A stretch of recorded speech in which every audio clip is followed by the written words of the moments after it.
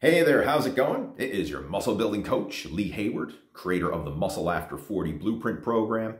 And in today's video, you're going to get 10 killer tips to help you lose that stubborn body fat and keep it off while enjoying your life in the process. Without going through crazy extreme cutting diets, without having to slash your carbs or go on these prolonged fasts or starving yourself and feeling miserable and hangry, we're going to show you how you can implement some proven practical strategies, things that you can start doing today to lose your gut and feel better in the process. And what this is, it's a masterclass that I did with some of my VIP coaching students within the Muscle After 40 Blueprint program. And we go into detail into these 10 action steps that you can start taking and break them down for you.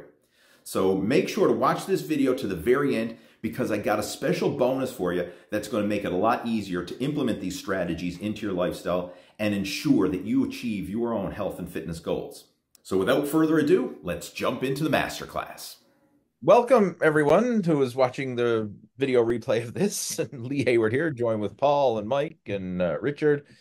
We were just having a little roundtable discussion, sharing our wins from the past week and stuff. But one thing that I want to address here is a challenge that I'm putting out is a summer shred coaching program. And I just want to briefly talk about that because that's I want to kind of get some feedback from you folks as well. But basically what this is, it's an advanced fat loss program. So like within our Muscle After 40 program, I've broken it down into three phases. There's three key phases that people generally go through. One is the metabolic reboot, which is kind of just getting started. It's for people who are not exercising, not really following any sort of nutrition plan. They just need to lay a solid foundation, get some action steps in place, and start making some positive progress. So that's the metabolic reboot phase. The second phase is what I refer to as the fat loss accelerator. So that's what we're really going to kind of focus on now with this summer shred. Is it's for people who are already exercising, already eating right, kind of doing the right things for the most part, but want to step it up to the next level. And then the final phase of our program is the lean gain body recomp. It's once you've already lost your body fat, you're comfortable with the lean and the level of body fat that you have and the lean physique you have, but now you want to focus on filling up your frame with lean mass and taking it to the next level. And we have guys within our program who have gone through all the different phases and people who are on different various phases of that journey. Those are basically the three core phases that you have. It's just getting started, the metabolic reboot, primary focus on fat loss with the fat loss accelerator, or primary focus on body recomposition with the lean gain body recomp. But for this, the summer shred, advanced fat loss, that's what we really want to focus on. And the idea here is to give you some quick wins, to give you some motivation and to build that positive momentum. Because going through the initial phase of eating, eat right and exercise, like if we were to sum it up in the simplest phrase possible, eat right and exercise. Now I know that leaves there's a lot of things left to the imagination there when I say that, but if you're just doing that, sometimes there's not a lot of initial change. I mean, you may feel better, have more energy, and you're improving your overall health and fitness, but you're not really seeing much in the way of changes in terms of like changes on the scale. It's kind of slow, steady progress initially. So the idea of this is to kind of get some quick wins, get some motivation, because when people start to see the scale dropping, they start to see the measurements going down, they start to see the progress, it builds that momentum. And that's what we want. The only downside to that is when you push it, that more aggressive fat loss, you're also tipping into more of the discomfort, more of the willpower, more of the deprivation, more of the calorie restriction, more of the negatives which we associate with dieting. So there's a fine line here, but there is a way to kind of be on the aggressive side where we're pushing it a little beyond the sustainability side of things to get those quick wins, but then having a system in place where we can dial it back to a more sustainable approach later on versus the way most people go about their fitness and nutrition, where they go all in. And then once they get fed up and I can't do this anymore, then they go back to their old habits. So it's the all or nothing, right? We don't want all or nothing. We want to focus on right, a fat loss accelerator, and then we're just going to dial it back. So it's almost like a thermostat. You can turn it up and you can turn it back, but we're not turning it off. We're just dialing it up and we're dialing it back a little bit. So we can adjust those variables. And over the next few months, throughout the summer, we can really step things up. So some of the things we're going to dive into with this, things we can focus on to create that bigger calorie deficit. Modified intermittent fasting. This is an approach that I have used. Lower carbs, not zero carbs, but lower carbs. And I'll talk more about that in a moment. And then after that, we can focus on food order and nutrient timing. So I'll just briefly touch on these. And if you guys want to share some of your own experiences with this, you feel free to do so. But modified intermittent fasting, what I mean by this is one of the strategies that I've used when I push for aggressive fat loss is I try to have a 12-hour fast over the course of the day. So I try to have, we got a 24-hour day. I try to have at least 12 of those hours where I'm not eating. And it's usually after my evening meal, throughout the night when I'm sleeping. And then I'll probably get up and do some sort of fasted exercise in the morning. And then I'll start eating post workout. That's usually how I go about it. And I found that approach of a modified intermittent fasting, where it's not the extreme, like one meal a day or the 16-8 or the 20 hours, 4 hours, or whatever different variations of fasting you see some people do. It's a modified one. I mean, some people wouldn't even consider this intermittent fasting. It's just the way they eat. Like, let's say you get up and you have breakfast at 6 a.m. and you have lunch at 12 noon and you have dinner at 6 p.m. That's basically a 12-hour fast when you look at it. Your feeding window is within that 12 hours. But it creates time for your body to digest and utilize all the food in the system. And it also gives your body some time with no food in the system so you can have accelerated fat loss where you're not bringing in anything and your body can just tap into burning that stored body fat. And this is what I've used back when I did my comeback into bodybuilding. I competed in 2021 as a master's in classic physique. I utilized that modified intermittent fasting approach, and it worked really well for me. And I didn't really feel like I was on some crazy diet, but it was a great way to create that calorie restriction without eating smaller meals. I just literally fit it all into that 12-hour window, and it worked really well. The next one, lower carbs, not zero carbs. This one is basically about meal balance because I try to strive for a third of my calories from protein, a third of my calories from carbs, and a third of my calories from fat. By definition and by a standard American diet, that is low carbs. It's much lower than a standard diet. An average diet, you're eating about 60 to 70% carbohydrates. And then you're probably having maybe 10% protein and then 20% fat or more. Protein is low, carbs are high, fat is high. That's the standard diet. With this, we want to have a well-balanced diet. So I usually recommend for fat loss, 1/3 of your calories from protein, 1/3 from carbs, 1/3 from fat. Now, when I say that, I'm talking about calories, not portions. So to give you some real world numbers, let's say you're eating 200 grams of protein, 200 grams of carbohydrates, and probably around 85 grams of fat, thereabouts. Protein and carbs have 4 calories per gram. Fat has 9 calories per gram. So fat is more than twice as calorie dense as protein and carbs. That's why the portion sizes need to be less than half. So 200 protein, 200 carbs, 85 to 90 grams of fat, somewhere around that range would put you in that well-balanced ratios for protein, carbs, and fat. That's a great place to start. Then you can manipulate based on how your body responds. But I'm not a fan of going zero carb because when you do that, anytime you cut a macronutrient out entirely, whether it's cutting out protein, cutting out carbs, or cutting out fat to ridiculously low levels, it's not natural. It's not sustainable over the long term. And that's where a lot of the mood swings, the hunger cravings, the muscle weakness, the energy fluctuations, all this kind of stuff can come about usually when you throw your macro ratios out of whack. So keep them in balance. The body just functions better and it feels better. The next one here, food order and nutrient timing.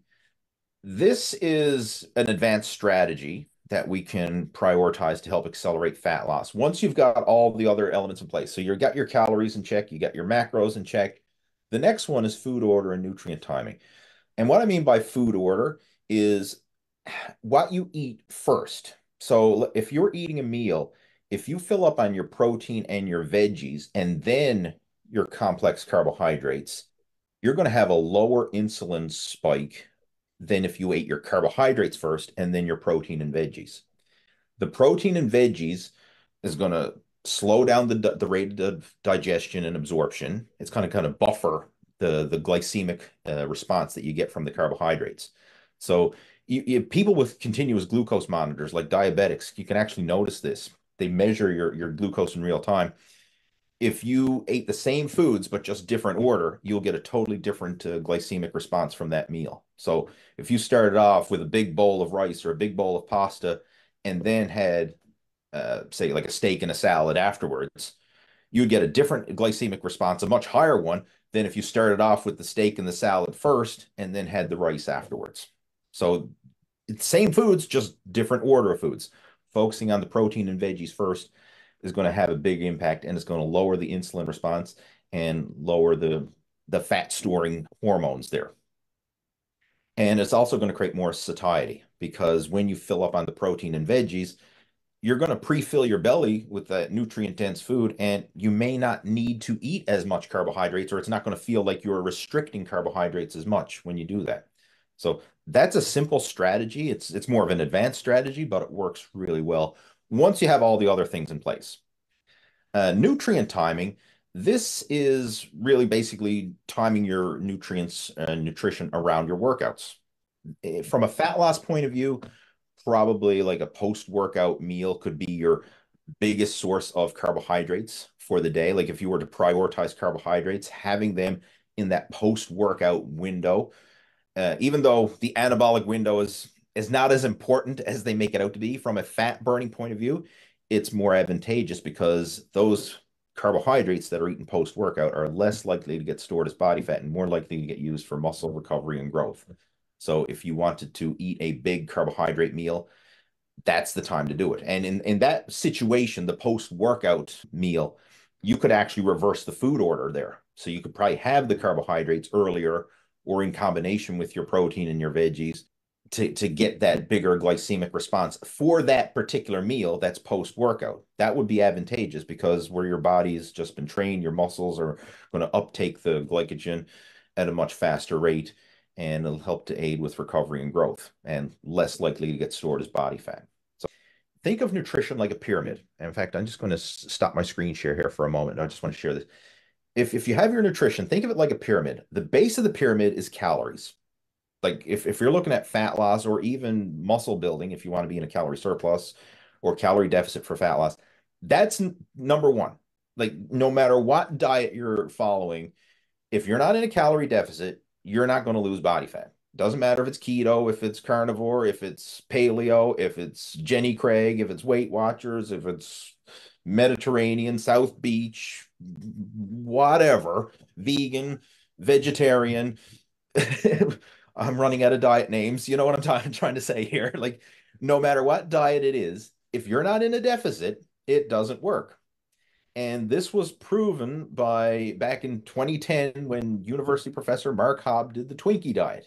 It uprooted the nutrition world because everybody thought if you ate junk food, you're going to get fat, regardless of the calorie intake. And he said, no, you can eat junk food and still lose weight, provided you're in a calorie deficit. So he was in a calorie deficit eating junk food. And it worked because he kept his calories at 1,800 a day when his basal metabolic rate was somewhere in the vicinity of like 2,500 a day. So he was in a calorie deficit, stayed in a calorie deficit, lost weight, even though he ate nothing but crap. Right? No, it's not a healthy way to go about it. And he admits it wasn't healthy, but from a weight loss point of view, it absolutely works.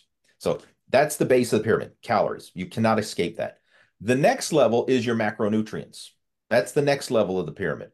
Your protein, your carbs, your fat. So this is where you want to make better food choices. Right. The next level above that would be things like the food choices and the meal timing and the food order. This is getting into more nitpicky detail stuff.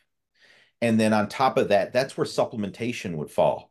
And supplementation is the least important of all of these things. And unfortunately, when most people go looking for weight loss solutions, what supplements are you taking? What's the best fat burner? What's the best protein powder? What's the best this and that and the other thing? Like what are you taking when they don't have the base of the pyramid? Like all over the place, but they're wondering like the peak of the pyramid, the very top, the supplements right at the peak. What are you taking? And I think that's going to be the thing. And as far as supplements, we could even put TRT and things like that in that category as well.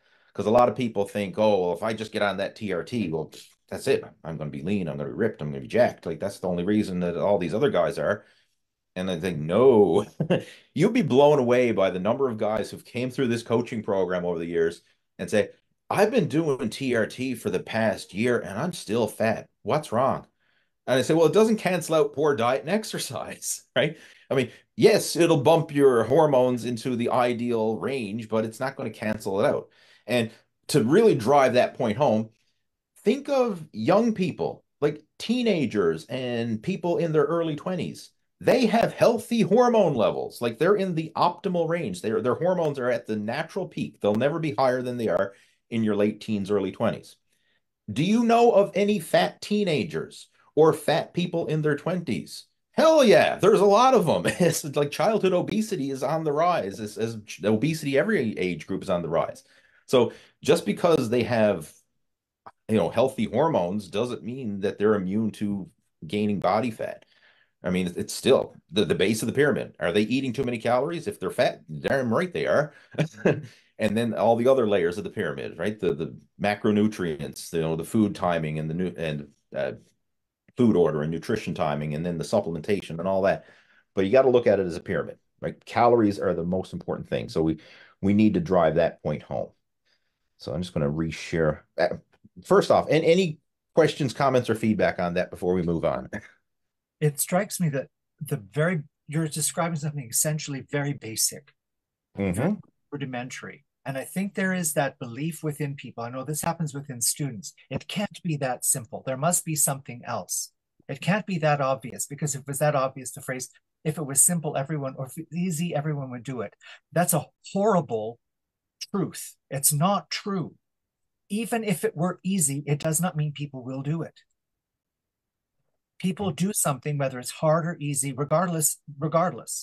So if it was easy, everybody would do it. No, that's nonsense. That's a logical fallacy.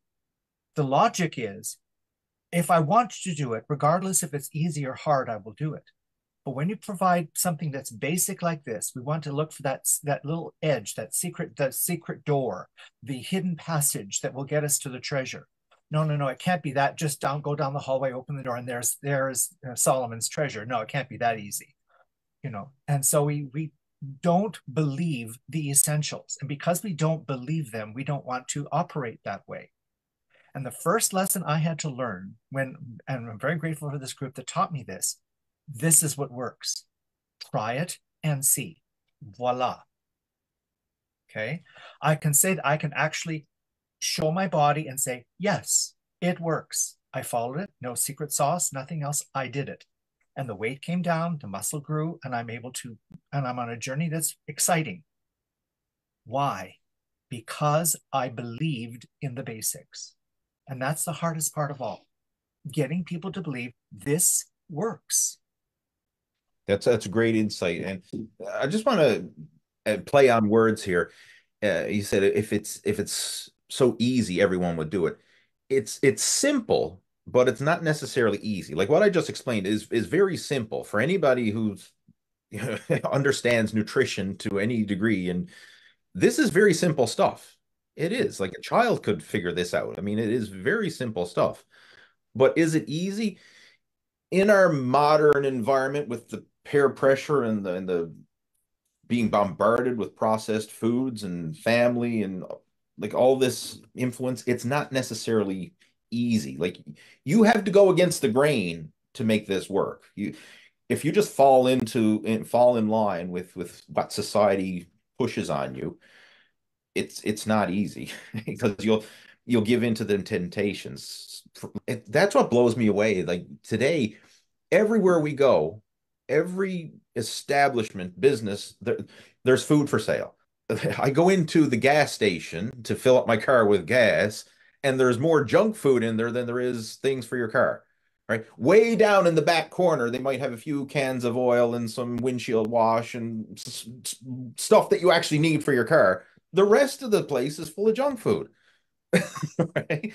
Like I go to the hardware store and I'm going through the checkout line, and it's just chips and candies and soda pops, and like I'm trying to, you know, I'm trying to buy some hammer and nails and wood and hardware and stuff for the garden, and I'm being bombarded with junk food everywhere we go, even clothing stores. Like I see, like you go up to the checkout aisle at the clothing stores. I'm okay, here I got my new pair of jeans, and oh, would you like to upsell to chocolate bars and potato chips and a soda pop with that? Like everywhere you go, we're bombarded. So it's so easy for people to mindlessly give into it because it's everywhere. And again, it's simple, but it's not easy. Right. Right? That's what I was saying, Lee. Yeah. It's basically, it is easy to do. Well, it's simple to do, but it's not easy. Probably the worst culprits in my environment are my church friends or my church environments. They are no, actually, I had a very serious sit down talk with some of the staff and say, gentlemen, you are talking about the wealth of souls, but you are destroying every body that walks into this door. You are deliberately taking off years from people. You're concerned about eternal life. Are you concerned about their physical life? Because every person that walks through this door, you are condemning to an early death. And that was tough words to say. I bet it didn't go over well. Well, they were kind of taken aback and said, well, what are we supposed to do? I said, re-examine your priorities. We have an obese youth leader, a very seriously overweight young person's leader. We have very, very on the edge people in various administrative positions who are fighting fat or overweightness. I am the only person on your staff who is not staff but volunteer who's actually in a bodybuilding competition. And the lead pastor has seen the light and has got himself a standing desk, has gone back to the gym and is now working out so he can get back to his football, the shape he used to have when he was a football player. So does that communicate anything to you? Mm. So I said, if you are so eager to take care of, you talk about the stewardship of our bodies, then be serious about it. You're talking about stewardship. Yes, give your gifts, your time, your money, your wealth. What if you're dead? Can you give much then? What if you're sick and incapable of moving? Can you contribute much then? No, you can't. So if you really want to encourage stewardship, start with the body, because an active, well-balanced, well-nourished body will have enough energy to provide the services you're hoping people will volunteer for. But what you do every Sunday is you're ticking off another month off of a person's life. And what are you meaning by that? Does your the new church we've been there 3 weeks. They have coffee. Oh yeah. That's what I was getting ready to ask. They give them away. They give them away, right? Yes. Yes. Said, have you ever thought of just simply having bagels? I use a bagel for myself, and that has been a helpful alternative to a donut. Now, granted, it's still processed wheat, but still, it's an alternative to a donut, which is pure sugar and very, very processed flour. Right. Right. Mm-hmm. And so I've advocated. So what about the candy bars? Have you ever thought of investing in protein bars? Oh, they're too expensive. I said, which is more expensive? A church that invests in a person's body or a church that invests in a dying population? Mm-hmm. So I said, if you're really concerned about developing the whole person, then you need to really rethink what you're doing, how you're feeding and being hospitable to people. This is not hospitality. This is determined self-annihilation. You are creating people who are involved in suicide every day. And I said, and I know this because that's what I used to do for myself. I would eat the foods I knew would deliberately lead me to death, including donuts, Kentucky Fried Chicken, McDonald's, the whole schmear. But try to communicate this to churches like this, and it is a very tough sell. And the only reason I get a voice is because of this. And because they're seeing the transformation you've done. Transformation. And they were there. They were there in 2017 when I was carted away in an ambulance and the entire church was in prayer over me that Paul would survive. And I came back and transformed. And as one very famous influencer said, don't be excited. Don't expect people to be excited when you change. Don't people believe that people are going to be glad that you changed. They want you back the way you were because that was the status quo. They wanted you there. It convicts them when you start changing. Well, that may be true, but since I've been on this journey, I know 11, maybe 15 young men who have changed their lifestyles. Even the music pastor has gone back to working out, and he's asked me for advice because he wants to look beach ready for a wedding that he's going to be conducting, can be officiating, and he wants to be able to go shirtless and look good, right? And so I think that's marvelous. But they come up to me and say, by the way, don't tell anybody this, but I'm going back to the gym. I said, well, that's wonderful. So that Lee is why I'm so powerfully, I'm a very powerful advocate for a healthy church. I don't want to press too hard on this, but they advocate health and yet they break the sin of gluttony every single Sunday.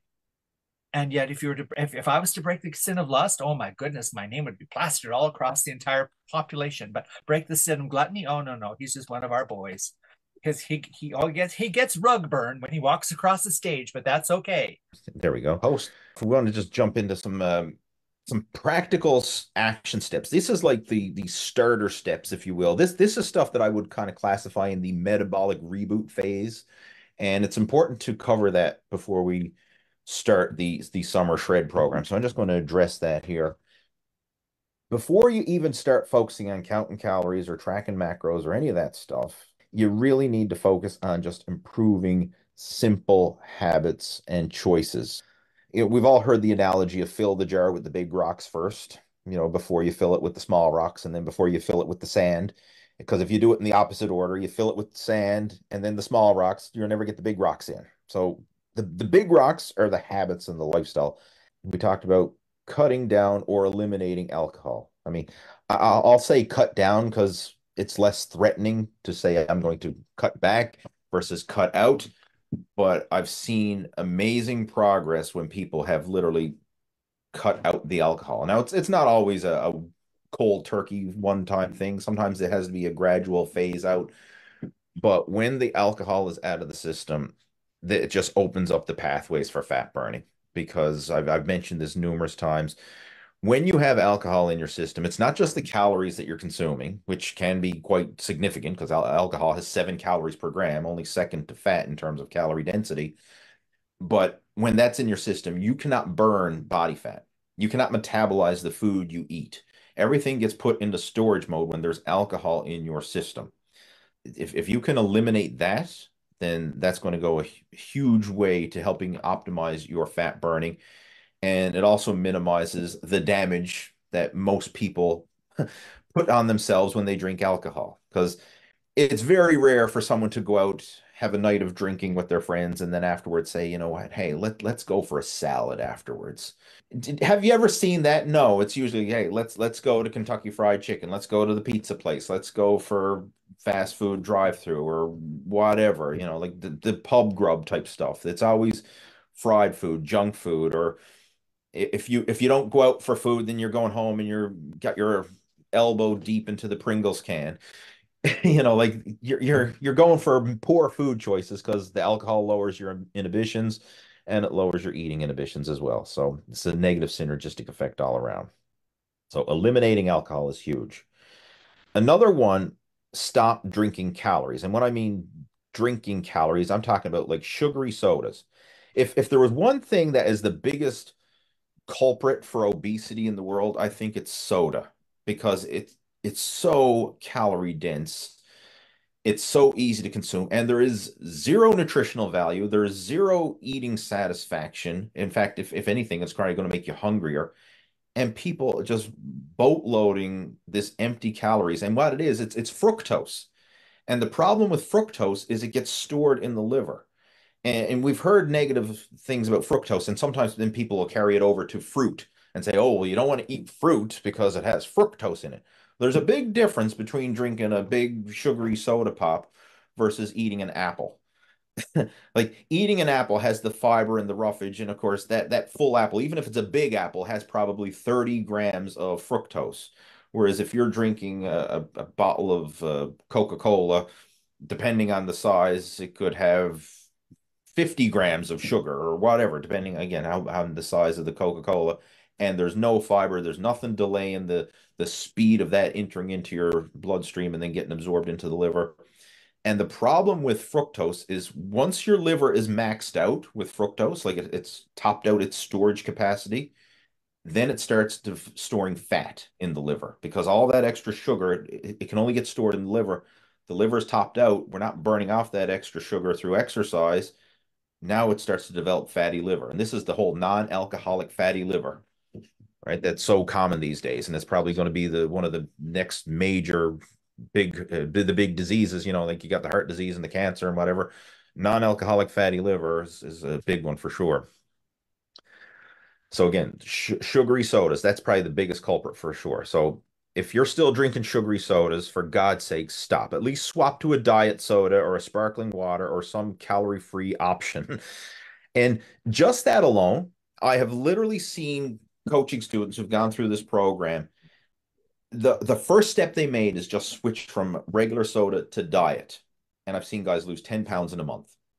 That, like, not even counting their calories, not tracking macros, just I swapped Coca-Cola for Diet Coke and lost 10 pounds. Like they didn't even give up the Coke. They just made a better Coke choice. Other ones, we can go into that. That's the big one. Like if there's the big rock, that's the big one right there is the sugary sodas. But we can also carry this over into our tea and coffee. Like if you're putting sugar in your tea and coffee, even though it's a small, okay, it's only a teaspoon of sugar, that adds up, right? If you're having a couple cups of coffee, a couple teaspoons of sugar, and you're doing that every day for a full year, right? That's 700 odd teaspoons of sugar that you're consuming over the course of the year. So if you swap that out, either you get used to drinking it with no sweetener or put in a stevia or some sort of artificial sweetener in there instead, you just drastically cut back on your sugar intake. Right? Same with the creams or the whatever, like use low fat milk if instead of cream.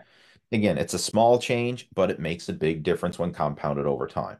Since I went through chemo, I Mm-hmm. don't even like creamers. Flavored Really? creamers. I Mm-hmm. can't do it. I'll use real whole cream or Mm-hmm. I drink whole milk, so I use whole milk. And like I said, I put 2 ounces in my 6 or 8 ounce cup of coffee. I like that flavor. But Mm-hmm. I don't I don't drink the sodas. I don't like black coffee, even though we make good coffee. But no sugar. And that's a good point too. Like with these are suggestions. Now, do you have to have these hard set rules? Like I said, put in the low fat milk with your tea or your coffee. If that's a vice of yours, like you want to have full fat milk in your coffee, I mean, that's your little guilty pleasure. And is it going to make or break things? No. I mean, you can still make that work provided you're in a calorie deficit overall. Right? Like I know some people have their little vices where like I know it's not optimal, but I really enjoy this. I don't want to give this up because it just, hey, like that morning cup of coffee with the whole milk in it, you enjoy that. It gives you pleasure. It's probably worth that little trade-off. Now, if we were plucking at straws here now, like where can we slash a few extra calories because we want to get you as lean as possible, as fast as possible? That's something we could look into, but it doesn't have to be perfect, right? So that's another thing we want to address here. Look at the big picture. Something's better than nothing. Even if you're implementing some of these strategies, it's better than not implementing any of them. But if that's a little vice, I mean, you can still get lean and get in shape with putting cream or full fat milk in your coffee. Another one that I want to address here, this is a big one, fruit juice. Like everyone thinks, oh, fruit juice is natural, fruit juice is healthy. Fruit juice is up in there in the same category as the sugary sodas. I mean, sure, there's a little bit more nutritional value because, okay, there's going to be a bit of vitamin C in the fruit juice or whatever vitamins that's in it, but the fiber is stripped away. It's still rapidly absorbing into your bloodstream, spiking, insulin. It's fructose, so it's getting stored in the liver. That high amount of fructose, and that can contribute to fatty liver. avoid the fruit juice. Eat the whole fruit, right? Do not drink fruit juice. We do not buy fruit juice in our house. Like my even for Harvey, like he's not a juice drinker. He drinks water. He craves water, and that's what he asks for. Even when we go to restaurants, you know, the waiter or the waitress will say, "Oh, would you like a juice? Would you like an apple juice, an orange juice?" Right? He said, "I'll have a water." Right? Like that he orders for himself. He doesn't want the juice, but he loves eating fruit, right? So we've got him trained well from a young age. The fiber and the vitamins and the minerals and the nutrients. I mean, you'll get way more eating satisfaction from the fruit than you will from the juice. So juice is processed food. It's up there in the category of junk food. Another one we need to focus on, eating more vegetables. We already talked about this earlier, but this is huge. Like this is one of the key strategies I like to focus on. Instead of thinking of all the bad stuff I have to avoid, like I got to avoid this and I got to avoid that, and I'm not allowed to have this, not allowed to have, think of what you need to eat more of. And one thing that virtually everybody needs to eat more of is vegetables. Very few people eat enough vegetables. And the thing with vegetables, they're your free-for-all food. And what I mean by that, if you're hungry, and you're on a cutting diet and you're trying to eat and stay full and satiated, eat more vegetables. That's how I got into eating these big Jethro bowls of salad, right? Is by going through bodybuilding cutting diets and saying, like, I am starving. I'm so hungry. What can I eat that's going to fill me up without a lot of calories? And I'd make this big, huge bowl of salad, and I would sit down and eat it. That was a lot of eating, a lot of chewing, a lot of volume in my belly, all that roughage. Very few calories, but a lot of volume. And you know what? I actually feel comfortably full. And I got hooked on it. And that was my thing. And I still do it today. Like every day, I still have a ginormous salad, usually one a day. But if I'm going through a fat loss phase, like if I'm going through a summer shred and I'm being more aggressive, I'll probably have a couple of those a days just to fill me up with that high volume of food. And not only does I get the high volume of food to satisfy the appetite, but I find like I'm regular, right? I'm feeling better. Like my skin tone and everything just feels better when I'm eating more vegetables because you get all that phytonutrients and the chlorophyll and the antioxidants and all the health benefits of the vegetables. I mean, it's natural enzymes and detoxifying your body from the inside out. I feel so much better when I have my vegetables. Another big one we need to focus on from an advanced fat loss point of view is learn to be okay with hunger. If you're hungry, it's not the end of the world. You're not going to starve to death because your belly is growling, right? It's okay. And this takes a bit of getting used to because initially when people are just eating whatever they want, whenever they want, and they're eating high amounts of processed foods and high amounts of carbohydrates and stuff, the minute they get hungry, they grab something. There's snacks available everywhere. We mentioned that earlier. Like you can't go anywhere these days without having snack options available. So the minute someone feels hungry, it's like, oh, I'm grabbing a bag of chips. Oh, I'm grabbing a candy bar. Oh, I'm grabbing one of those sugary soda pops. Like you're always keeping your self topped up with calories. Like you never go hungry or never go hungry for long. It's okay to go hungry. And to go along with that, quit snacking between meals. This goes hand in hand. In fact, I think this is probably one of the biggest things that caused our obesity epidemic. It's not so much the meals that people are eating, it's what they're eating in between the meals. The snacking, the grabbing that bag of chips, grabbing the candy bar, drinking the soda pops, or going for the big gulp slushies or whatever the heck they are. And then the worst one, the killer of all, is the late night cravings, right? Sitting in front of the TV with a bag of Doritos and again, sugary soda or a case of beer or whatever it happens to be, and that mindless eating. It's not what we're eating at the meal so much, it's what we're eating after and in between those meals. I think that's causing the biggest damage. And it doesn't take much to put you into a slight surplus that can compound, right? That can lead to like, hey, I gained 10 pounds this year. Okay, well, big deal. I'll lose it next year. Then you gain another 10 pounds and another 10 pounds. 10 years go by, you're 100 pounds overweight, and you're like, what the hell happened? That's how it sneaks up on you. Nobody purposely goes out and tries to get fat. It just sneaks up on them with all these little things. And I think snacking is a big one for sure. Lee, is it wise to say, rather than saying no snacking, could you make alternatives to snacking? Like, for example, I have mason jars with carrot sticks and celery sticks in it. So when I'm getting cravings, I will go to the refrigerator and have a couple of carrot sticks and a couple of celery sticks. Avoid snacking. I would say maybe reconsider or reframe your snacking. Like, is this, if you're snacking healthy things, healthful things, that is a lot better than snacking with unhealthful things. And you will maybe still have the cravings, but it will maybe fill in the necessity for other foods that you may not have been having throughout the day.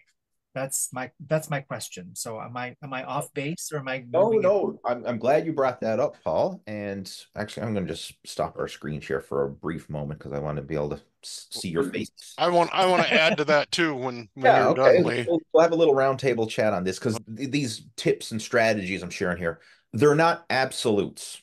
Like I don't believe in absolutes when it comes to fitness. Like you have to do this, or you always have to do that, or you're never allowed to do this, or it depends on the situation. Like there's no one size fits all solution here. A great analogy I heard: hot water will soften a carrot, but it'll harden an egg. Right? If you put a carrot in boiling water, it'll soften the carrot. You put an egg in boiling water, it'll hard boil the egg. So the same solution, two totally different results depending on the scenario. So the same applies with fitness. It's not a one size fits all. But what you brought up there, Paul, healthy snack alternatives. If someone is truly hungry and they need a snack and they're willing to go satisfy that hunger with carrot sticks and celery sticks and whatever your chopped up veggie tray is, then yeah, go for it. Because if you're willing to eat that stuff, you're probably really hungry.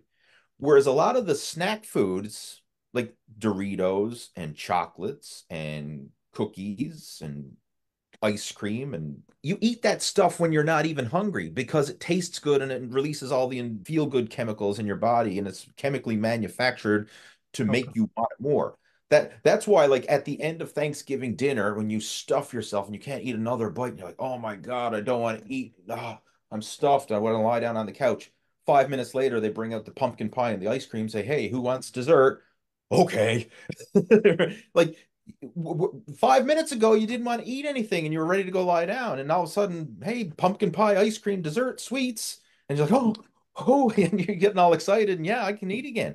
And you'll polish off a full slice of pie and a full scoop of ice cream and maybe even go back for another one. When it comes to the snacking, most people snack, they're not even hungry. They're eating it because it's there. Like the candy bowl at the office. I know Mike used to talk about that. These people are not eating the candy out of the bowl at the office because they're starving and they need nourishment. They're eating it because it's there. And they want the sweet candy because it makes them feel good and gives them that little sugar buzz. If there was a bowl of carrots at the office, would it get emptied as fast as the bowl of candy? Probably not. But if someone is going to eat the carrots, they're really hungry. Like, so that's a great analogy. Like, because most people like to say, okay, I want a snack. Okay, sure. Yeah. Here's a carrot. Well, I don't want a carrot, right? I want a candy bar or I want a bag of chips, right? I don't want, well, no, you want something to eat? Here's some carrots. Here's some celery. Here's what, eat that. If you're really hungry, you will eat it. And they're like, no, I'm good. So then they don't snack because they weren't really hungry to begin with. And the other thing is having water during your snack. Water serves to help fill you when you're feeling hungry. Absolutely. Right. And that has been personally, that's been very helpful for me, as well as the vegetable sticks. Like when you talked about snacking and because it's there, I watched a podcast with Jeff Nippard, and he was conversing with Dr. Eric Trexler, Dr. Eric Helms, and Suhee Kim, who are very, very good in their areas of life expertise, health expertise. And Suhee Kim had 3 directives for when you're having snack problems. One is a location. Put it in a place where it is not in sight, like inside your drawer or in a cupboard. Second is, much like for the James Clear's bad habits, make it uncomfortable. Not only is it in the drawer, it's behind several boxes of like pancakes or whatever flour, and you have to really dig through it to get to that snack. So make it disadvantage. And the third is just don't make it at all and don't have it available. It's just not there. So don't even bring it into the house. Don't even have it available. So invisibility, inconvenience, and invisibility. It's not there. Non-availability. There it is. Non-availability. Those three, and that has helped me at school, especially because the teachers love to put out their bowl of snacks, their Skittles and their M&Ms. And when I walk into the room, I have a towel, and I carry it and I put it and I lay it over top of the bowl. And so, yeah, I lay it over top of the bowl, and it's a mental shift. It's lovely. Like, Mike, it's marvelous. But I just lay it over the bowl. I do my thing, and as I walk out, I pull off the towel and away I go, because out of sight, quote, out of mind. So I do that as my way of eliminating, or not being drawn to want to reach into the bowl and get a handful of Skittles and M&Ms. Those are tactics that I've used so that I don't sabotage it. Great strategy. And what was it you wanted to share, Richard? You had something to add. Okay. The veggies are great. Yep. How much ranch dressing? How much dip do you eat with that? How much other crap? No, I'm just saying though. Yeah. All right. How many people do that? They'll, oh yeah, I ate all these veggies, but yet they ate a 16-ounce thing of dip or a whole bottle of ranch dressing. And if that wasn't enough, they said, okay, well, now I want chips to go with the dip. And, you know, but no, just the raw veggies alone. That's a great tip too, because you could eat your salads, you could eat your veggies, and this is where you could put yourself into that calorie surplus, not from the veggies and the salads and whatever, but what you put on them. I challenge you to go look at the nutritional menus at a lot of popular restaurants and look at their salads. Some of their salads have more calories than their burgers and fries. Like, you could have a hamburger that's okay, it's a 500 calorie burger and a 1,000 calorie salad. Like that's not uncommon, because of the cheese, of the dressing, of the oil, of the nuts, of the croutons, and whatever else they're throwing in along with it. Yes, sure, there's vegetables in there, but there's a ton of fat and calories that go along with it as well. And you have to be careful with that.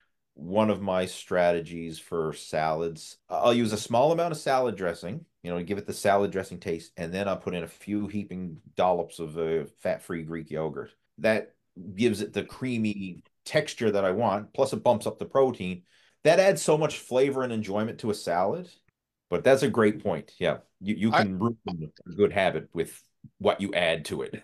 I like fish sauce, Thai fish sauce, and it's high in sodium. So I don't take much, but I'll shake that over my salads, and I'll add some garlic salt or garlic, and just that kind of thing, and peppers and crushed red peppers. Just I'm a flavor nut. I like all the different flavors. And again, as I mentioned, there's no absolutes here, but you have to be aware of what it is that you're doing and be mindful of the portions, because at the end of the day, it's calories, right? Like, whether those calories come from healthy foods or unhealthy foods, are you in a deficit at the end of the day? That's the most important thing. I put some great points there for sure. A couple others just to finish up there I had, and this actually ties right along with what Paul was mentioning, managing our food environment. And this is exactly what Paul talked about, like, make it inconvenient, out of sight, out of mind. And if something is a trigger food, it may be easier to not have it than to manage it. And I'll give you some examples for me. If I'm really pushing for extreme, I won't say the word extreme, aggressive, aggressive fat loss, I will not buy protein bars. I would rather just get protein from chicken breasts and egg whites and meat and fish and natural whole food protein. Like, I do have protein bars when I'm not pushing for aggressive fat loss, but it's much better to get your protein from a solid whole food source than a processed protein bar. So when I'm pushing aggressive fat loss, I won't buy protein bars. Other things I won't buy, nuts. Do you feel the same thing about RX bars? Would you consider that a true processed? Well, yes, it's done in a factory, but the ingredients, there's only 4 or 5 ingredients in the thing. With dates and egg whites. Yes, yeah.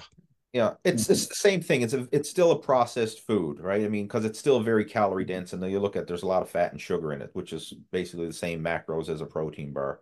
So now, again, if you're not pushing for extreme, or aggressive fat loss, and you enjoy that, hey, go for it. I mean, I do enjoy protein bars. My favorite, I have the Quest bars.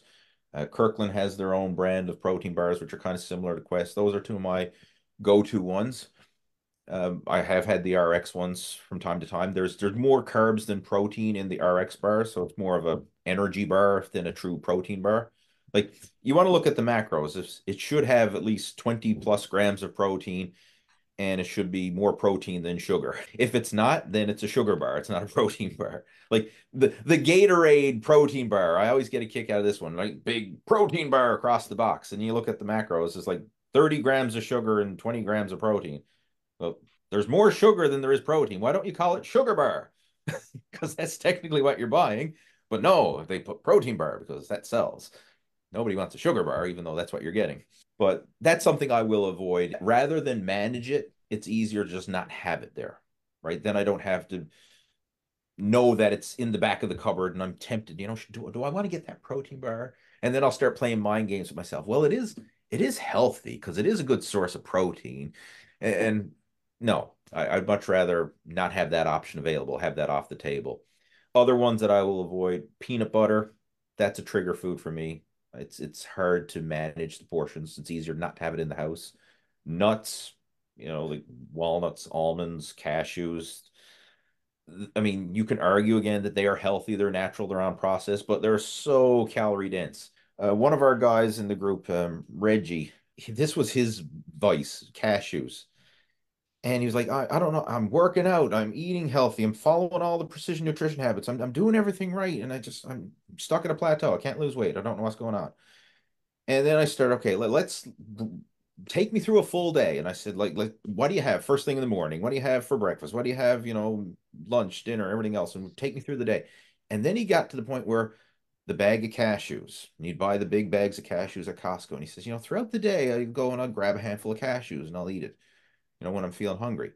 I said, okay, how many times are you doing that? Oh, 3 or 4 times a day. And it's just like each one of those handfuls is probably a couple hundred calories or more, depending on how generous that handful is and whether the hand double dips into the bag the second time after the first one's gone.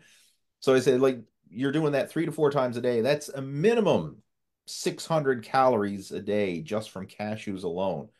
And he's like, really? And he didn't realize it. And he actually kept snacking on them anyway, but he ran out of cashews and he didn't buy any more. And then when we had our next coaching call, he said, oh, it's amazing. I just hit a new personal best weight loss. I said, what did you do different? I ran out of cashews.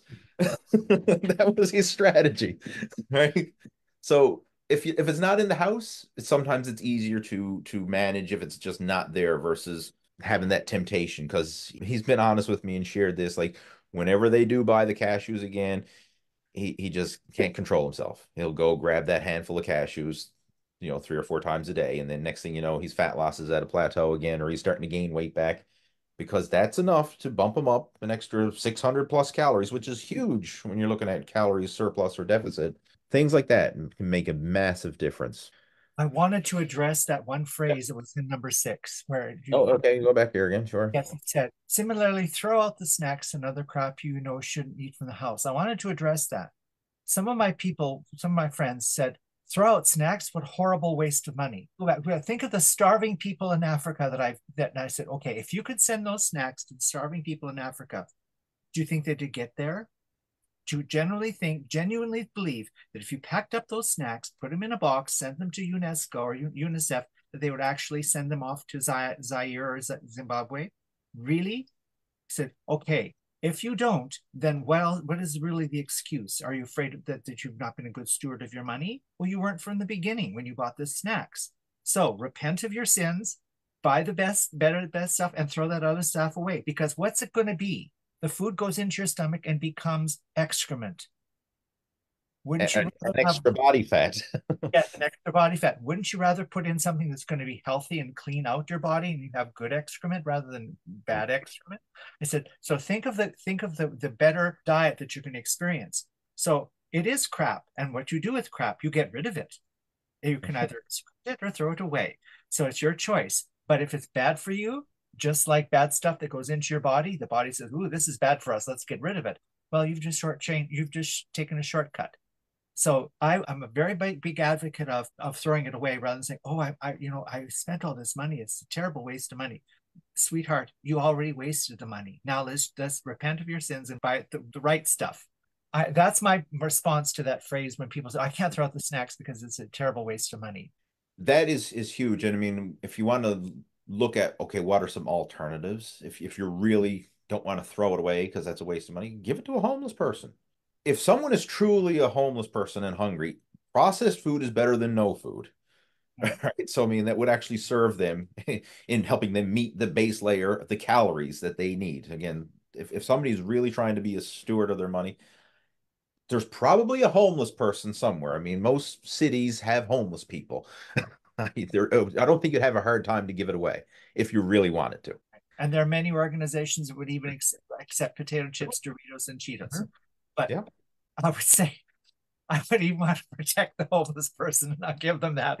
But I can well understand nothing is better. Something is better. Something is better than nothing. That's right. I mean, so again, the scenario. I mean, going hungry versus eating processed food.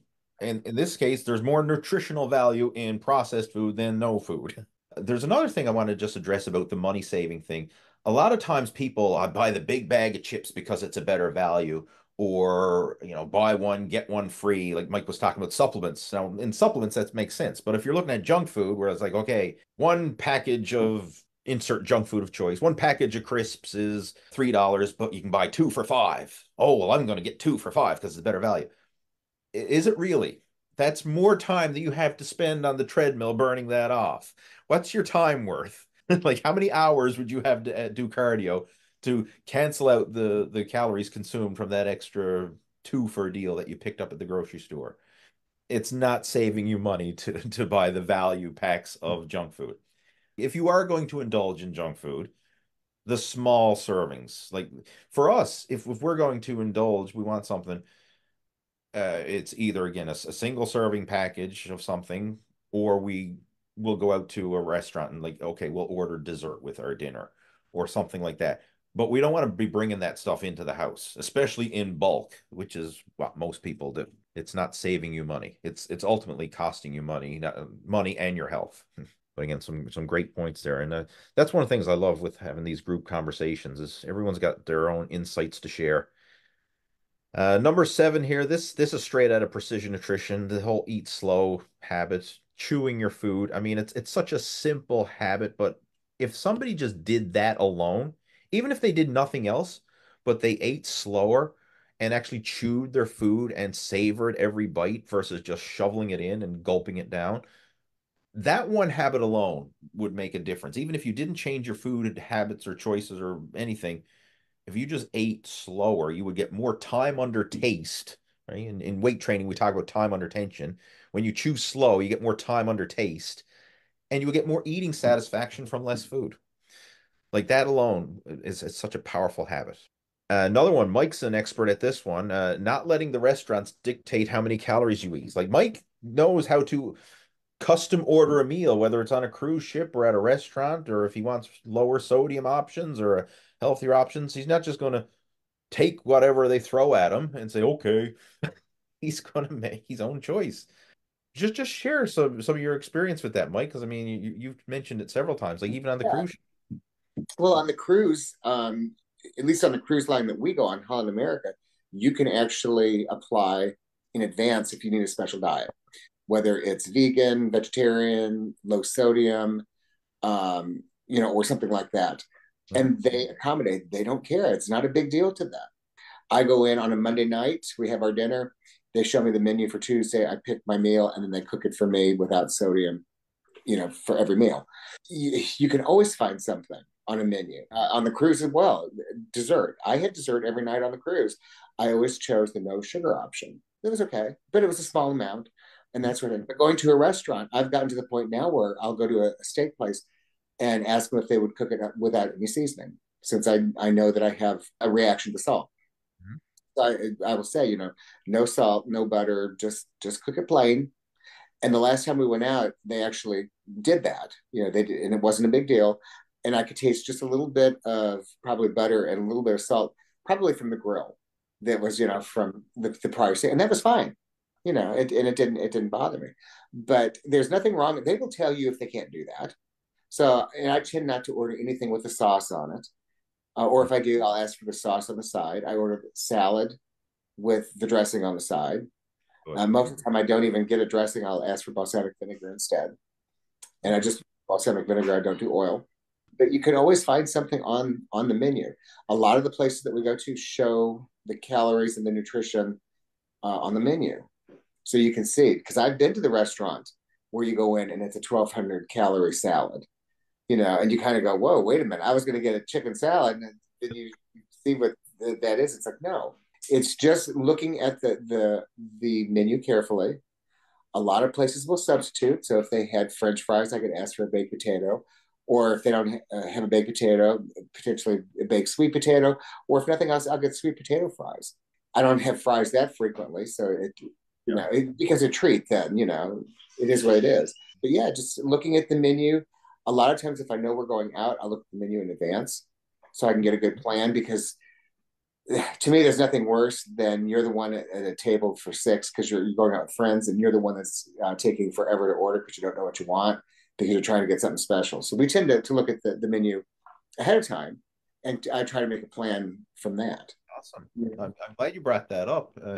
I know back when Jeff Samatero was going through the program, because he came on board back in 2019.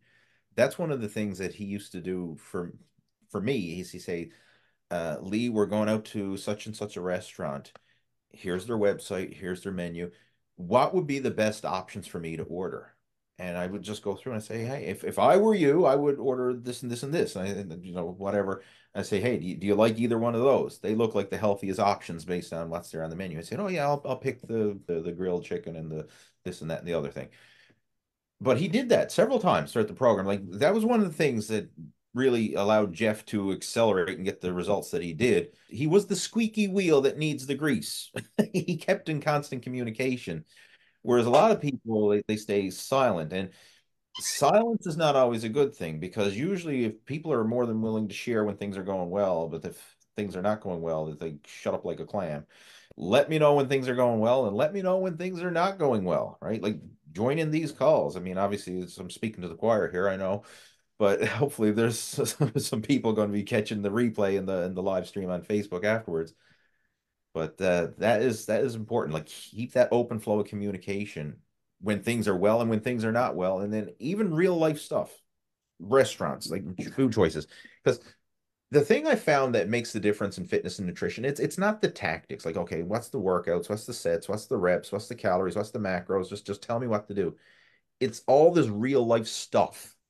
How do you deal with the real life stuff? How do you deal with family and friends and what your spouse is doing and what your kids want to have, and all these situations? Like, how do you make that work? And I love this strategy Mike said, to look at the menu in advance so that he knows what he's going to order when he goes there, instead of either taking forever at the table or just saying, oh, screw it, just give me the special of the day. Right, whatever that happens to be. The other thing too, it's okay to say no, I don't want that. So for example, when we went to Japan a year ago and they bring out the meal on the airplane, the first thing they brought in was a bunch of nuts. Yeah. And I said, oh, thank you. And it wasn't a big deal. Then they brought out dessert, which is ice cream or chocolate cake or something. Nope, that's okay. No thanks. And it wasn't a big deal. It wasn't like they were insulted or something because I didn't want part of the meal. It's just like, no thanks. I would go to a restaurant. I was afraid to ask to have it cooked a different way, because you look like you're the high maintenance person, and you're not. That's But great. like same on the cruise ship, there's been multiple times I said no, thank you. They'll come around, and offer you a drink or desserts, or the one night they had chocolate something, or chocolate surprise or something, where they were walking out with just trays of various chocolate desserts, and it's fine to say no. That's another great point, Mike. I'm glad you brought that up. And this kind of goes to stuff we talked about earlier. You have to get used to going against the grain and not just falling in line with the status quo. So when you're at the restaurant, and what do they always start with? Well, can I get you something to drink? Here's our drink menu. No, thanks. Water's fine. Or, hey, I'll have a water and a coffee, or so, whatever it is. Like, have something, a healthy option. Like, don't give in to the cocktail menu. It's okay to say no. And I know a lot of people personally, like they can't say no to that, or they're not conditioned to say no to that. Like as soon as someone offers them a drink, sure, I'll have a drink. As soon as someone offers them dessert, sure, I'll have dessert. Like you have to get used to saying no to these just empty calorie food and drink options. And it's okay to say no. You're not offending anybody. You're doing it for your own health and wellness. That's what we're doing this for. And what I do at home is I ignore the snacks that we have now with our grandson coming. I just ignore them. But like alcohol, since gave up drinking, we don't have anything in the house that I like. The stuff that we have, I don't like or can't drink. I'm allergic to red wine, so I can't have red wine. So we have a bottle of red wine in here, you know, or we'll have something that I don't like. So I'm not tempted to break into it and drink it. And then also it's out of sight, out of mind. It's in the liquor cabinet. I think there's a bottle of Jack Daniels in there, which I like, but I ignore it. At this point, it's been a year and a half since I've had any alcohol, so I'm over really wanting that. Now when we go up to the lake this summer, my daughter and son-in-law are going to be there, and my mother-in-law and my wife. So we tend to have happy hour. So I just have to have, you know, a diet soda or a sparkling water or something rather than a cocktail. And at this point, I'm okay with that. Good. Well, you know, you were talking about desserts. We don't eat desserts out because my wife makes better. So, yeah. And we don't make them very often. So it kind of is a win-win that way, you know. Like if you make a dessert, a homemade dessert, first of all, it's like there's a lot of inconvenience that goes into that versus just buying the cake at the store and the cookies and having it all ready and go. You have to purposely prepare it and make it. And I mean, there's some love and consideration gone into making that meal and the dessert. I mean, enjoy it. Food is meant to be enjoyed. And I think that's a healthy way to enjoy it versus going and stockpiling on the bulk cakes and cookies at Costco or wherever and boatload of sugar and junk on hand. If you want to have a nice dessert, by all means, make a nice dessert and enjoy it with your meal and do it like, okay, on a Sunday dinner or whatever it happens to be. Well, and you can also cut it into an appropriate size. You don't have to cut a cake into 12 servings. You can cut it into 16 or 20. Mm-hmm. And I do that sometimes where we'll make something for a dessert and serve everybody a normal portion, and I'll have a taste, half a slice or a quarter of a slice or something, just to enjoy that little bit. And at the restaurant, the one that we often do is we'll order one dessert and ask for 2 forks. Yeah. It's it's simple. We just slashed our dessert calories in half and we still got enjoyment of having a dessert. And if you eat slowly, you get just as much time under taste. So let's see what else we got there. I know there's a couple other things. They're just eating at home more often. We don't need to go into a lot of detail there. I mean, when you eat at home, as Richard mentioned, you make your own food. I mean, first off, you're getting what you want, and sometimes it's better, but it can certainly be healthier. And the big one that I've also mentioned numerous times, avoid this all or nothing mentality when it comes to your fitness and nutrition. And this applies to anything in life, but we're gearing it towards fitness and nutrition. You're going to screw up from time to time. Things are going to go off the rails. It's okay if you miss a workout. It's not the end of the world. You can go to the gym the next day. It's okay if you screw up a meal, you eat too much, or you miss a meal, or whatever. You can pick up the pieces where you left off and continue on. It doesn't have to be, oh, I was doing so well and I screwed up. And now, I tell you where this really happens a lot. Think of anyone quitting smoking. I'm going cold turkey. I'm not going to have a cigarette. And they go all week and they never had a cigarette all week, all week. And then something happens and they get in a moment of stress and they go, oh, I just really need to have a cigarette. And then they grab that cigarette in the moment of weakness and they smoke it and they say, I knew I couldn't quit smoking. Oh, I screwed up. Screw it. I'm going to go buy another pack. So let's just say you've been smoking a pack of cigarettes a day every day for years, and you just went a full week and you smoked 1 cigarette. Well, you went from 140 down to 1. That's huge progress. That's monumental progress. Why not just pick up the pieces and keep going instead of say, oh, screw it, I knew I couldn't do this. And then you go right back to smoking again. Anyone who's quit smoking, they usually have gone through that cycle at some way or another. My mother-in-law was a smoker her whole life, a pretty heavy one. And how she weaned herself off it, she didn't do the cold turkey thing. Like instead of smoking in the house, first it off when had grandkids and everything else come around. Well, now I'm going to smoke outside, and that's more normal nowadays for people to smoke outside versus smoking in the house, like it used to be back in the day. Very few houses have ashtrays on the kitchen table and on the coffee table, and ashtray on your at your office and everywhere you go. Like In the that's not bathroom. in the loo too. That's Yeah. right, everywhere. An ashtray in every room of the house, right? And of course, cars don't even have ashtrays anymore. So, like, just think of how the world has changed, right? So, I mean, she was going outside to smoke. That made it more inconvenient versus just smoking anywhere in any room of the house. So she gradually cut back from there. And then it was like, okay, she'd have a cigarette in the morning, she'd have a cigarette around midday, and she'd have another one in the evening, and maybe one before she went to bed. And then what she started to do from there is, okay, I'm only going to smoke half a cigarette and snuff it out, and then I'll have the other half for my next cigarette serving, if you will. And then eventually it was like, okay, well, I don't need to go out 4 times a day. I'm only going to go out 3 times a day. And she literally, over the course of months, weaned herself down to the point where, man, I'm only going out for a half a butt at a time. It's raining. I don't want to go out in the rain to smoke that half a butt. Screw it. I'm not going to go out. And eventually she gave up cigarettes, and I think it's 2009 or 2010 since she had a cigarette last.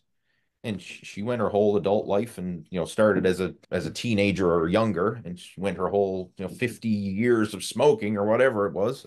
She quit by weaning herself off and not beating herself up trying to do the, oh, I knew I couldn't quit, and then go back and buy another pack, and start all over again. Lies with fitness and nutrition. If you cheat on your diet, forgive, correct, continue, and start again for your next meal, your next workout. Like it's not the end of the world if you cheat or you screw up. It's okay. Everybody does. We've all done it, and we're all going to continue to do it at some point or another. I was going to say, in addiction counseling, we talk that very feature of the all or nothing mentality. Mm-hmm. One thing that they work on the hardest to try to ease that out of the person, that when you fall, just keep next. It's the next day. It's the next day.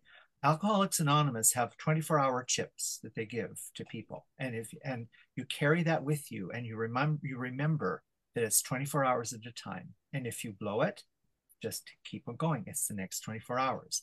And they reward them after the month. They get a 1 month chip and a 3 month chip. And after a year, you only get it like 1 year, 2 years, 3 years.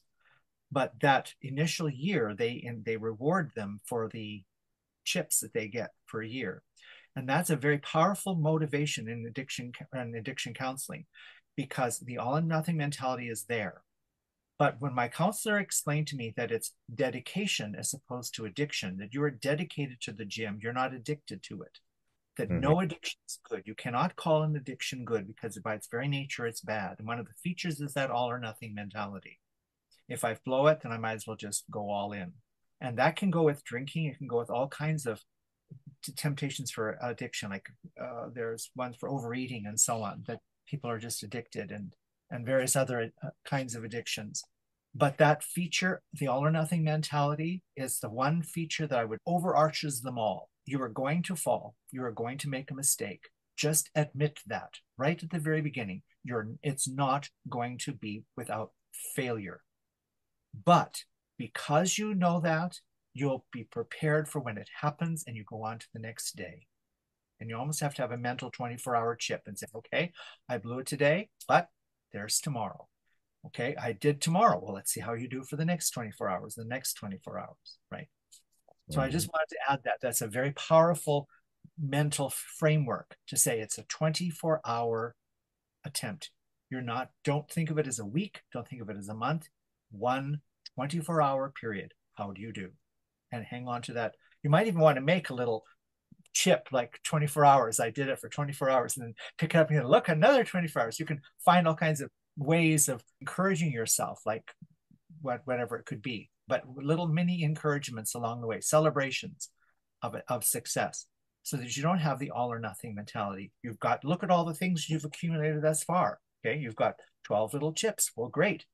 You blew it the 13th one, but that's today. Next tomorrow, get that 13th one back. Right. So we can build and accrue. So that's what I wanted to add. That's great advice. Absolutely. I love it. And again, this is the foundation. And what we're going to do with this whole summer shred program, let's not try and sign up for a full year of coaching. Let's just do a summer shred. Let's just try it for the summer. Ideally, the goal, the promise is lose 20 pounds by the summer, like over the course of from now until the summer, right? And for someone who's got a significant amount of weight to lose, that is a realistic goal, right? That is the realistic goal, right? For I, some, for some, I have issues. I don't know if I can do that. I but look really how don't. far you came, Richard. You were over 400 pounds. I mean, Well, you've I already know, lost but your 20, and well, Mike's lost 21 pounds, but he's done a different journey. Mhm, Okay, and I realized that, and mhm. and I said from the get-go, I at this point I really did not expect to lose weight, not that much, because I'm building from underneath from all the crap that I've had to go through, and that's why I keep rearranging my goals. I was hoping for 190 by my birthday. I don't see it. Maybe about 190 by Christmas, but just being realistic about it. And even a 20 pounds in 30 days, that is doable for most people because they weren't in the condition that I'm in or I'm was. 30 days. I remember 20 pounds over the course of, Well, 90 days, yeah, 90 days. That's 90 very days. realistic, Right, very right. realistic for sure. But to lose 90 pounds or 60 pounds in 90 days, that's harsh. That, but I've done it. So I know what this takes. But right now, I'm just trying to keep the fuel from my body and work it. But that's why I don't know if I could do that. I don't know if I could do that. At this stage, because you've already done it in the early phases of your fat loss journey, and as you progress with your weight loss, the rate of fat loss slows down. I know Mike's has lost 21 pounds, but you got to look at where Mike went from purposely trying to gain weight. He was in a calorie surplus and bulking. So a lot of that initial weight loss was losing that water and that muscle fullness, Okay. slow bulking. So I would say the first 10 was just to stop bulking. If you went back to maintenance and stopped bulking, you probably would have dropped just several pounds of water weight. Maybe eventually would have lost 10 pounds without even trying to really go hardcore. And then of course you've been pushing it now with strict eating, double day workouts. So I mean you've lost 21 pounds. But he was trying to gain weight. He went from calorie surplus down to calorie deficit. But in your situation where you're already in a slow deficit and you're continuously losing fat and you've been for so long, the longer you diet, the slower the rate is going to be. And that's normal for everybody. The Okay. initial, I lost 10 pounds in the first month. You're not going to lose 10 pounds for every month thereafter. Well, no, this is something I keep beating myself up in here. Well, it's good to Okay. bring it up because a lot of And people can struggle with that. Absolutely. so, but long as I'm seeing gains in the gym, Mhm. I'm feeling, as you said, the measurements, and I'm feeling and seeing it, then I'm doing what I need to get to where I need to be eventually. And then the waistline is coming in. Like that's the big one. If that waistline measurement is getting, you're losing fat. That is huge, Well, that right? I think it's actually I'm losing it, but it's dropping down more too. It's at the hip level because, well, I still have, my mama pouch or whatever you want to call it here. But still, it wouldn't say, I mean, you wouldn't have loose skin if there was fat filling that skin out. So you have to look at the bigger Uh, picture. But true, yeah, true. the whole idea of this summer shred program is to kind of give people a short-term introduction because there's so much fitness bombardment. Like everywhere you go, there's trainers and coaches and diets and it's not that people don't need help. People need help more than ever, but their bullshit detectors are on high alert. And they've been scammed and they've tried things and failed by all the fad diets and the unrealistic solutions that people are afraid to get their hopes up anymore.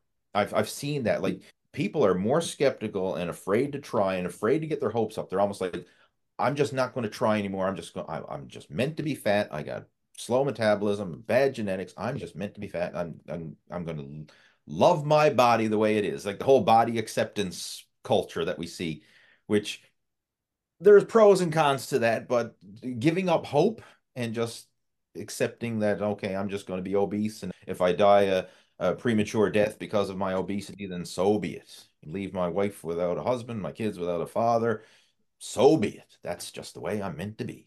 That's just a sad way to live. your body is a gift from God and you want to take care of it. Like your body is the temple and you want to cherish your temple everything you can. Couldn't agree more, Lee. And that's why I'm so very eager that this Summer Shred encouragement program will go. I mean, I'm behind it in my heart. I mean, I'm going through my own. The joy of it was that I could see myself get stronger, and now I get to see what has been built and watch the shred, as they call it. So, if I could encourage Richard, you have done well thus far. Amazing. Believe in your beauty of heart that you have done what you could do for what you could do, and the journey continues. Oh, it will for a while. I'm still young. I'm young. Yes, I have ways to go. Richard, we know and love, and we want with all my heart. I want to encourage you on that journey. Oh, thank you. More wonderful than you can even possibly imagine. And the Richard that we're going to see at the end of all of this, you have no idea what that majesty is ready to reveal itself to you. Remember, it'll be there. It'll be there because you know what? I'm not seeing the big fat 400-pound me in the mirror anymore. I don't even see the 300-pound me anymore. So this has been a big change over me. And I'm glad I have you guys to talk with. I'm glad you're here with us. The biggest thing that we're trying to create here is that community. You know, the goal I have in mind is I want to invite 10 new people to participate in this, and we have a special promotion for those 10 people to come on board. I'm starting that this week, so I'll be doing coaching calls and strategy calls with people to see who's a good fit for it. Because if someone is not a good fit for this, I do not want them in our community. Everyone here, like we're all different, but everyone adds to the group. No one's derogatory. No one's putting each other down. No one's negative. No one's selfish. Like me, like shut up, Paul, it's me, or shut up, Richard, me. Shut up, Mike, it's me. Like, no, we're all here to help and support one another, right? And that's what I want. I want a group of people who can be like this, just a bigger group of people who are like-minded and can help and support and encourage one another to succeed. And that's what I think is the secret. It's not what's the next macro tracking app or the next magic workout split. Hey, should I do push-pull legs, or should I do a bro split, or should I do upper lower body? Or I'm not saying that stuff doesn't matter, because it does, but that's right at the peak of the pyramid. The base of the pyramid is having this support and this foundation. If you don't have that in place, then it's so easy to fall off track, right? And everyone's scratching at like, oh, if I only knew the best macro split. I had someone reach out to me today, and that's, I know everything. I just need to know how to count my calories and track my macros. If I knew that, then I'd have everything figured out. And I said, well, come on board with the coaching program. Oh, I don't want to pay for anything. He says, I don't want to join no coaching program. He says, I just tell me how to count my macros. That's all I need. I said, really? So you've been overweight, for your whole adult life just because you didn't know how to count your macros. You can Google search that. There's videos out there showing it. So really, like, that's the only thing holding you back is you don't know how to count your macros. Yeah, and anyway, so be it. But I wouldn't want that type of person in our group, someone who's so closed-minded as that. I want someone who's like a sponge and open and willing to learn and also willing to contribute and add value to our community. That's what this is all about. So with that being said, this is kind of like the introduction to the Summer Shred. And again, you guys are more than welcome to join in and participate along with it. I mean, I know you've already got your program in place, but there's still value to be gained, by going through that process. All right, this has been a long coaching call, so let's get ready to glue this up. Again, wonderful chatting with you guys, and I look forward to continuing our conversation on our VIP Facebook group. All right. Cool. Good night, guys. Thank you, guys. You're Good night. welcome. Well, if you made it this far into the video, I want to congratulate you. That means you are serious about your health and fitness, and you are an action taker. So kudos to you for sticking through. And if you are interested in coming on board with our VIP coaching program, with going through our Summer Shred program and taking your physique to the next level, and you would like some help and join our group of guys and have that support, the accountability, along with the proven practical action steps to ensure that you're on the right track to achieving your health and fitness goals, then all you have to do is reach out to me and we'll schedule in for a one-on-one Zoom call. So below this video, in the description, there should be a link to where you can book in for a Zoom call with me. I'll have my application link there. All I want you to do, fill out a brief questionnaire just telling me a bit more about yourself, like who you are, what you're trying to achieve, you know, your age, your height, your weight, your situation, just a little bit of information about you. And what we'll do then is we'll jump on a one-on-one Zoom call, which you can schedule in my calendar link. I'll have a link to that after you fill out the application. And we'll just sit down and have a quick chat and see if this is a good fit for you. And if it is, then I may invite you to come on board and be one of our VIP coaching members, just like we did with the group call that you just seen. And if it's not a good fit for you, then I'm not going to give you any hype or BS or try and force you to do something you don't want to do, but I will point you in the right direction to someone who can help you. Because I've got a large network of people in the health and fitness industry, and even if I'm not the right person to help you, I'll probably be able to point you in the right direction to someone who can help you with your specific situation and your challenges and goals. So either way, it's a win-win for you. So all you have to do, click on the link that's below this video down in the description and book in for a strategy session call with me. There's no charge for this, right? It's a free strategy session call. We'll just be able to sit down and have a Zoom call just like you watched here, except it's just going to be you and me, not a group, just one-on-one. And we'll brainstorm an action plan and see if this is a good fit for you. So the next step now is just click on the link that's down in the description below this video, fill out that short application, and then you can book in for a strategy session call with me, and we'll sit down and have a conversation and map out a realistic action plan that's right for you.